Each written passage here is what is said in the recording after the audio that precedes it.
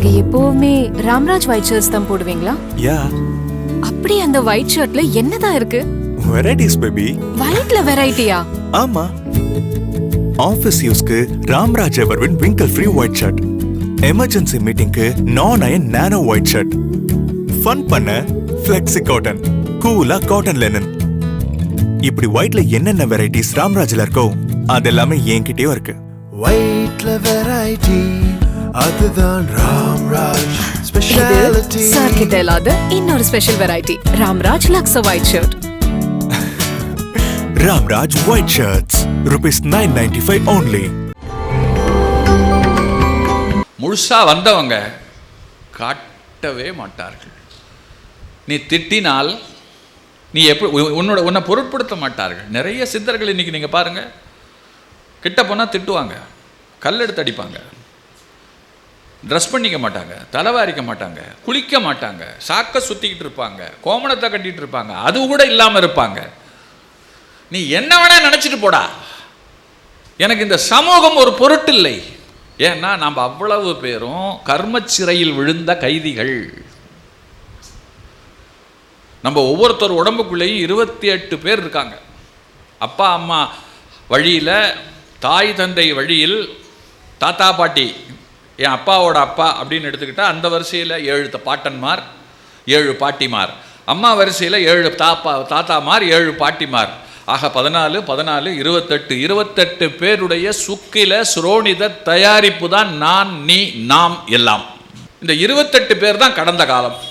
காலம்னெல்லாம் ஒன்றும் பெருசாக கிடையாது. நிகழ்காலம் தான் நேற்றாகிறது, நிகழ்காலம் தான் நாளை ஆகிறது. இரவு பகல்னு ஒன்று வரலன்னு வச்சுக்கோங்களேன், ஒரே நேர்கோடு தான்.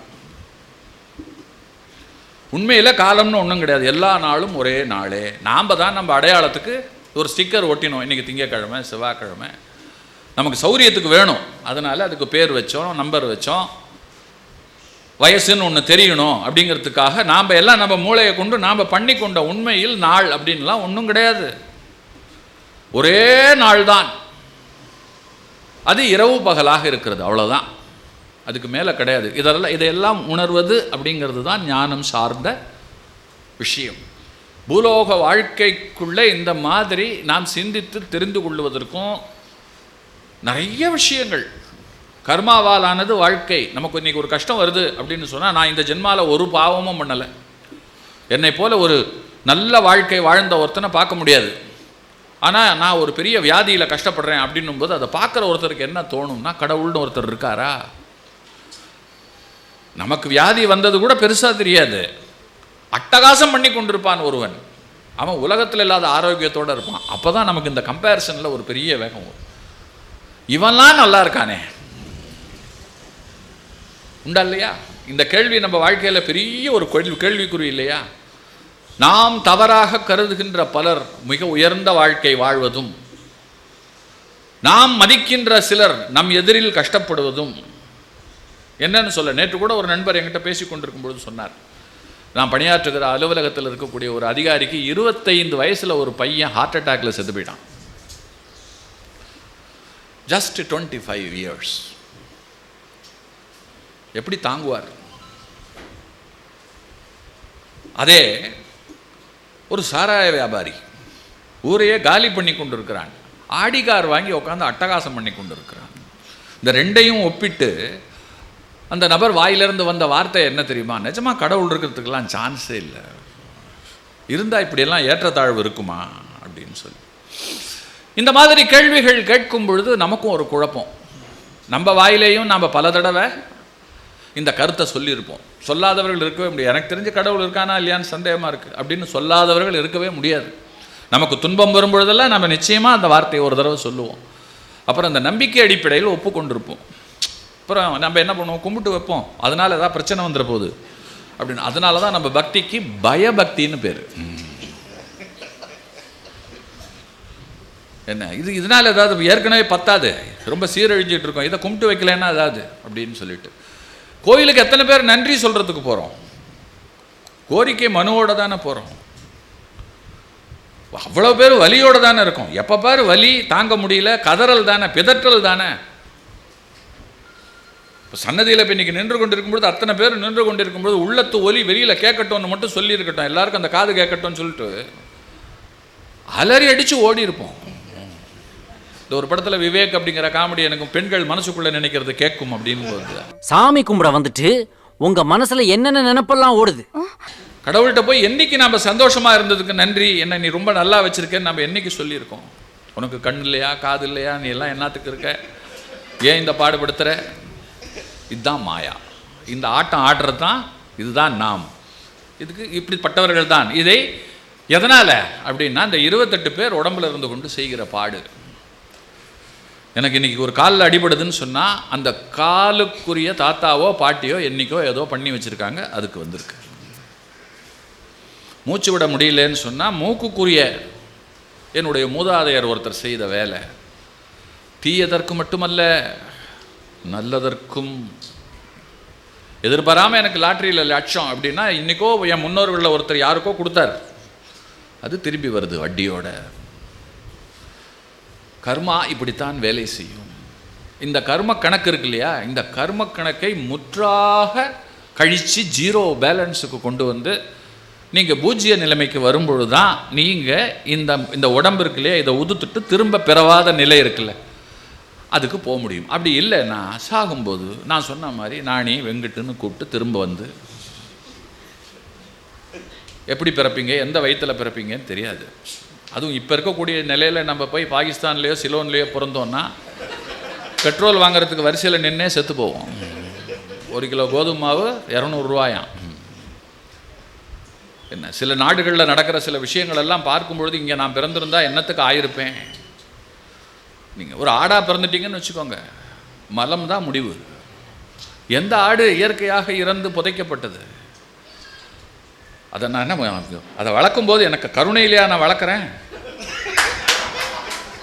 யோசிங்க, ஒரு மாடு மேலே எனக்கு என்ன கருணையா? அது எனக்கு வந்து உழைக்கணும், பால் கொடுக்கணும், ஒரு எதிர்பார்ப்பு தானே. நீங்கள் இந்த பிறப்பை எடுத்துட்டா முடிஞ்சு போச்சே.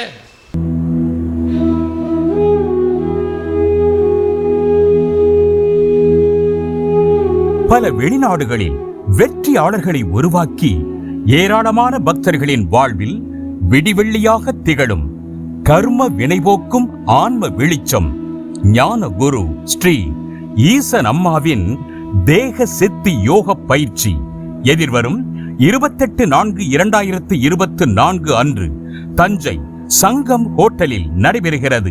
நேரம் காலை 10:30 மணி முதல். அனைவரும் வருக. ஆத்ம ஞானம் பருக. உணர்வே மருந்து. உயிரால் அருந்து. மேலும் விவரங்களுக்கு 6374510974 என்ற தொலைபேசி எண்ணை தொடர்பு கொள்ளுங்கள். மாடு வெட்டுறதை பார்த்துருக்கீங்களா? ஆடு வெட்டுறதை பார்த்துருக்கீங்களா? என்ன கொடூரமான ஒரு முடிவு. ஒரு பிளேடு கிழிச்சா தாங்க மாட்டேங்கிறோமே, ஐயோன்னு கத்துறோமே.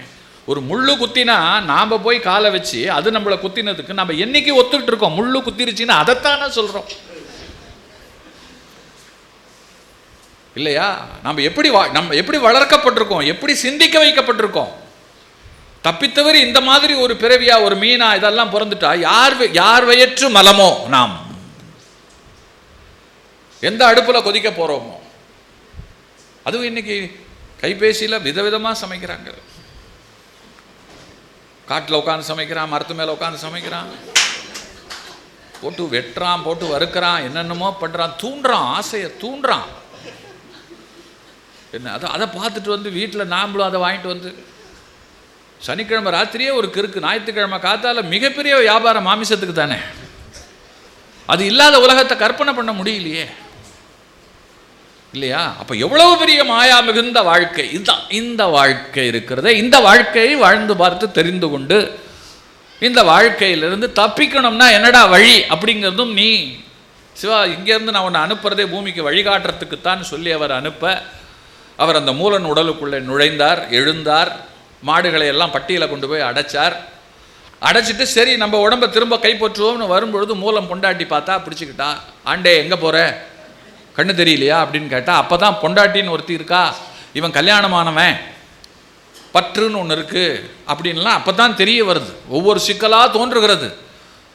அப்புறம் சொல்கிறான், அம்மா தாயே நீ யாரு அப்படின்றான். பைத்தியம் பிடிச்சிருச்சாயா, தலையில் அடிபட்டுருச்சா, யாருன்னு கேட்குற அப்படிங்கிறா. என்னென்னமோ பண்ணி பார்க்குறா. தாயே, நான் நீ நினைக்கிற ஆள் இல்லை, நான் அங்கேருந்து பெருமாளை சுவாமியால் அனுப்பப்பட்டவன், இந்த பூலோக வாழ்க்கை என்னன்றதுக்காக தெரிஞ்சுக்கிறதுக்கு வந்தேன் அப்படின்னும் போது, ஐயோ நல்லா தானடா பேசிக்கிட்டு இருந்தேன், நான் இப்படி உளர்ற அப்படின்றா. பஞ்சாயத்து வரைக்கும் போகுது.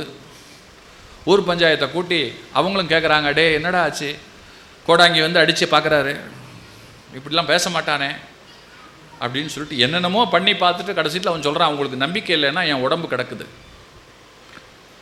அந்த உடம்புக்குள்ளே பூந்து நான் எழுந்துக்கிறேன், அப்போ தான் தெரியும் மூலன் செத்து போயிட்டான், இவன் பேரே மூலன்னு நீ எல்லாம் சொல்ல போய் தான் எனக்கு தெரியும் அப்படிங்கிறார். வாடா வந்து காட்டுறா, இவன் சொல்கிறது தான் என்னன்னு பார்த்துருவோமே அப்படின்னு சொல்லிட்டு உடம்பை உதிர்த்த அந்த களத்து மேட்டுக்கு கூட்டி கொண்டு வரும்போது இறைவன் மேலிருந்து பார்த்தான், உன்னை நான் பூமிக்கு அனுப்பிச்சிருக்கேன், நீ என்ன காட்டி தப்பிச்சு பார்க்கலான்னு நினைக்கிறியா, சிக்கு இந்த சிறையில் அப்படின்னார். ஒரு புலி வடிவத்தில் வந்தார், சாப்பிட்டு போயிட்டார்.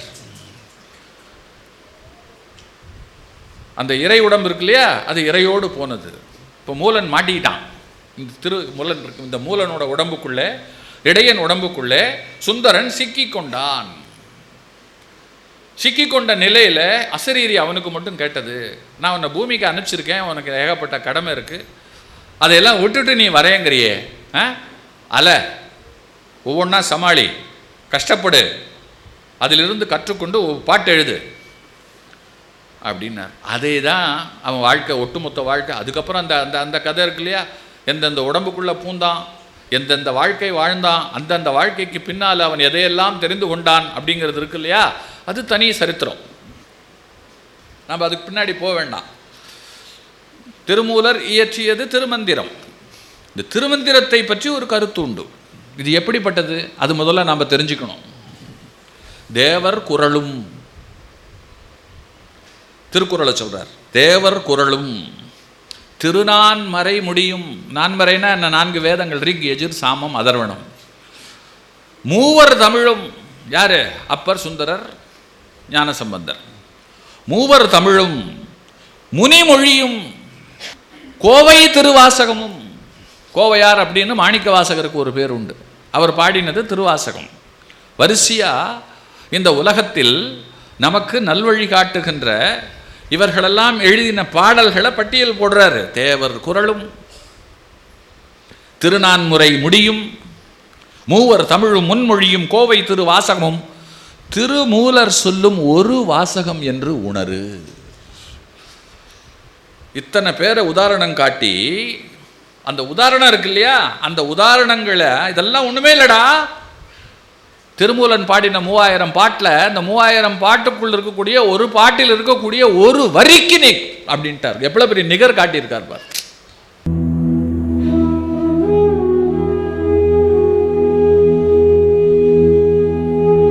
பல வெளிநாடுகளில் வெற்றியாளர்களை உருவாக்கி ஏராளமான பக்தர்களின் வாழ்வில் விடிவெள்ளியாக திகழும் கர்ம வினைபோக்கும் ஆன்ம வெளிச்சம் ஞான குரு ஸ்ரீ ஈசன் அம்மாவின் தேக சித்தி யோக பயிற்சி எதிர்வரும் 28/4/2024 அன்று தஞ்சை சங்கம் ஹோட்டலில் நடைபெறுகிறது. நேரம் காலை 10:30 மணி முதல். அனைவரும் வருக. ஆத்ம ஞானம் பருக. உணர்வே மருந்து, உயிரால் அருந்து. மேலும் விவரங்களுக்கு 6374510974 என்ற தொலைபேசி எண்ணை தொடர்பு கொள்ளுங்கள். இந்த 3000 பாடல்களை அவர் 3000 வருடங்கள் பாடினார் அப்படின்னு ஒரு கணக்கு. உடனே நமக்குள்ள ஒரு கேள்வி வரும், மனுஷனுக்கு 100 தானே வயசு, ரொம்ப அதிகபட்சம் ராமானுஜர் 120 வருஷம் வாழ்ந்தார்னு கேள்விப்பட்டிருக்கோம். சிலர் இன்னைக்கு இயற்கைக்கு மீறி சில ஆரோக்கியங்கள் காரணமாக 140 145 அப்படின்னு வேர்ல்டு ரெக்கார்ட்ஸ்ன்னு சில இருக்குது. அதுக்கு மேலே 150 வயசுக்கு மேலே எவனும் வாழ்ந்ததாக இந்த உலகத்தில் நம்ம கேள்விப்பட்டதே இல்லை.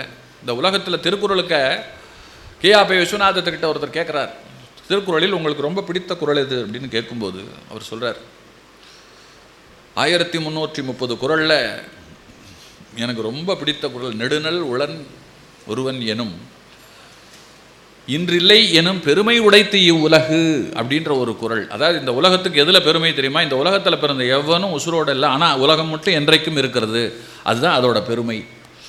இந்த குறள் எனக்கு ரொம்ப பிடிக்க காரணம் என்ன அப்படின்னு சொன்னால், நிலையாமையை இதை விட எதுவும் சொல்ல முடியாது. இங்கே அரசனோ ஆண்டியோ வந்தால் கிளம்பி போயே தீரணும். மாற்றம் நிகழ்ந்து கொண்டே இருக்கும். இங்கே இருக்கிற அத்தனை பேரும் குழந்தையாக இருந்து தான் இன்றைக்கி இந்த மாதிரி ஆயிருக்கும். நம்ம குழந்தை உருவம் தொலைஞ்சு போச்சு, திரும்ப போய் அடைய முடியுமா? யாராவது யோசிச்சு பார்த்துருக்கீங்களா? நம்ம குழந்தை உடம்பு வேறையாச்சே, அதுக்குள்ளிருந்து தானே இந்த உடம்பு வந்தது. சித்தன் நினச்சா அந்த அணுவில் அணுவாகி அந்த குழந்தையாக மாறிடுவான். அவனுக்கு பின்டோர் வழியாக உள்ளே போக தெரியும். நமக்கு வெளியில் வர்றதுக்கு மட்டும்தான் தெரியும், உள்ளே போகிறதுக்கு தெரியாது. அந்த அனிமா ஆற்றல் இருக்கு இல்லையா, அதில் அவன் நினச்சான்னா அவன் பின்னோக்கி போயிடுவான். ரிவர்ஸ் காலம் இருக்கு இல்லையா, அது நமக்கெல்லாம் போக தெரியாது. நம்ம அதெல்லாம் தொலைச்சவர்கள் தானே, தொலைச்சிட்டு தானே நம்ம இன்றைக்கி இந்த வடிவத்தில் இருக்கோம். நம்மளை பற்றியே சிந்திக்க ஆரம்பித்தா எங்கெங்கேயோ போகுமே. நம்மளை பற்றி இந்த மாதிரி கேள்விகள் கேட்டு சிந்தித்து உயர்ந்தவர்கள் தானே நம் முன்னோர்கள். ரமணர்லேருந்து ஒவ்வொரு, நீங்கள் எந்த ஒரு சன்னியாசியை எடுத்துக்கொண்டாலும் இவர்கள் எல்லாரும் அப்படி கேள்வி கேட்டவர்கள் தானே. இதுதான் திரும்பவும் இந்த உலகத்தை தொட்டு வாழ்க்கை, அந்த வாழ்க்கையிலே மாயை, அந்த மாயைக்குள்ளே நமக்கு இருக்கக்கூடிய சங்கதிகள், சிடுக்குகள்.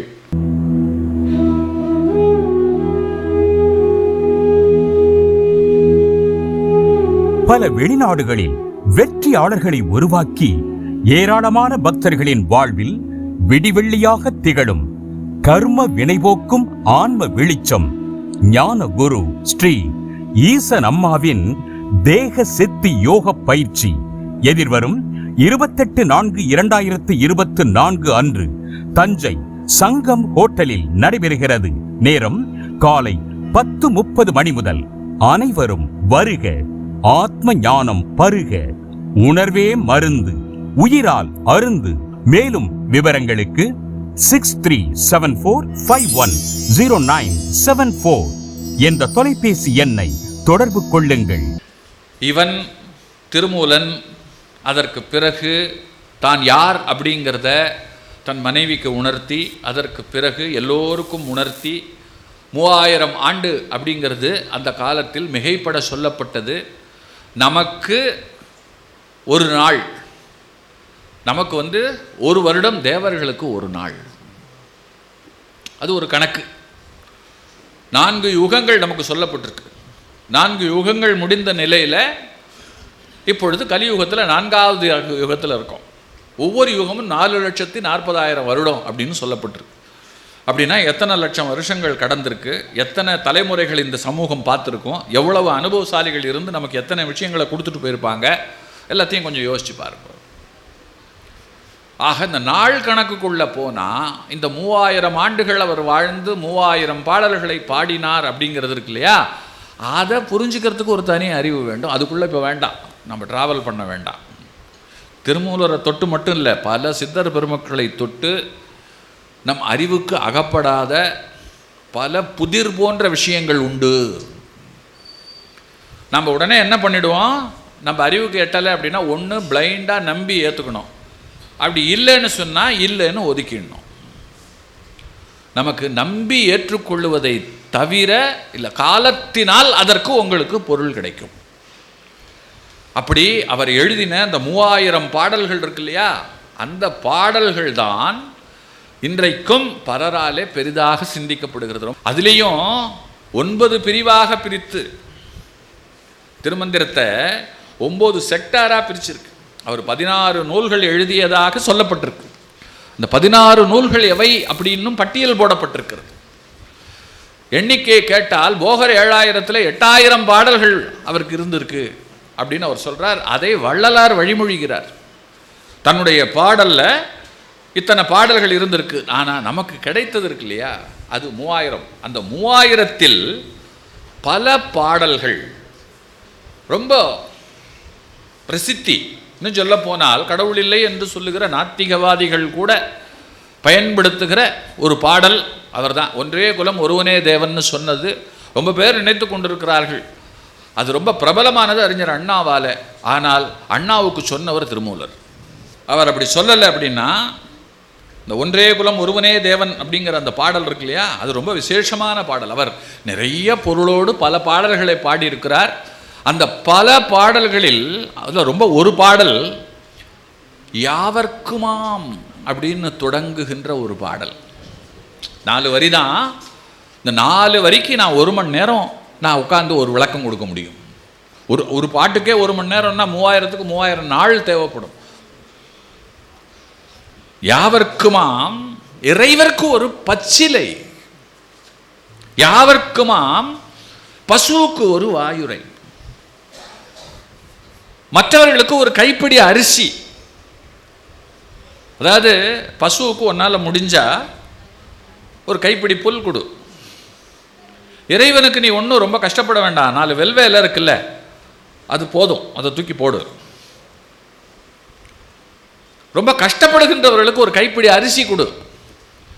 இதெல்லாம் எதுவும் முடியல, என்னால் பசுவுக்கு உதவி செய்ய முடியாது, ஒரு கைப்பிடி அரிசி கூட கொடுக்க முடியாது, என்னால் ஒன்றுமே பண்ண முடியாது, இறைவனையும் கோயிலுக்கு போய் பச்சிலையெல்லாம் எடுத்து போட்டு எனக்கு வணங்க தெரியாது, நகர முடியாத நிலையில் இருக்கேன், நான் இல்லை அறியாமையில் இருக்கேன், அப்போது எனக்கு இறை கருணை கிடையாதா? ஒரு பெரிய கேள்வி இல்லையா அது? அந்த மாதிரி நிலையில் இருக்கிறவங்களும் இருக்காங்க இல்லையா? ஆனால் அவர்களுக்கும் இன்னொருள் உண்டு, இறைவனுடைய கருணையும் இன்னொருளும் உண்டு. எப்பொழுது, எப்படி? இந்த வீடியோ உங்களுக்கு பிடிச்சிருந்தா லைக் பண்ணுங்க, கமெண்ட் பண்ணுங்க, ஷேர் பண்ணுங்க, சப்ஸ்கிரைப் பண்ணுங்க. அதோட மறக்காம பெல் ஐக்கனையும் கிளிக் பண்ணுங்க. நீங்க எப்பவுமே ராம்ராஜ் ஒயிட் ஷர்ட்ஸ் தான் போடுவீங்களா? யா. அப்படி அந்த ஒயிட் ஷர்ட்ல என்னதான் இருக்கு? Varieties baby. ஒயிட்ல வெரைட்டியா? ஆமா. ஆபீஸ் யூஸ்க்கு Ramraj Everwin wrinkle free white shirt, emergency மீட்டிங்க்கு non iron nano white shirt, fun பண்ண ஃப்ளெக்ஸி காட்டன், கூலா. நீங்க எப்பவுமே ராம்ராஜ் ஒயிட் ஷர்ட்ஸ் தான் போடுவீங்களா? யா. அப்படி அந்த ஒயிட் ஷர்ட்ல என்னதான் இருக்கு? Varieties baby. ஒயிட்ல வெரைட்டியா? ஆமா. ஆபீஸ் யூஸ்க்கு Ramraj Everwin wrinkle free white shirt, emergency மீட்டிங்க்கு non iron nano white shirt, fun பண்ண ஃப்ளெக்ஸி காட்டன், கூலா காட்டன் லெனன். இப்படி ஒயிட்ல என்னென்ன வெரைட்டிஸ் ராம்ராஜ்ல இருக்கோ அதெல்லாமே என்கிட்டயும் இருக்கு. ஒயிட்ல வெரைட்டி, அதுதான் ராம்ராஜ் இது ஸ்பெஷாலிட்டி. சார் கிட்ட இல்லாத இன்னொரு special variety, Ramraj Luxo white shirt. Ramraj white shirts, ₹995 only.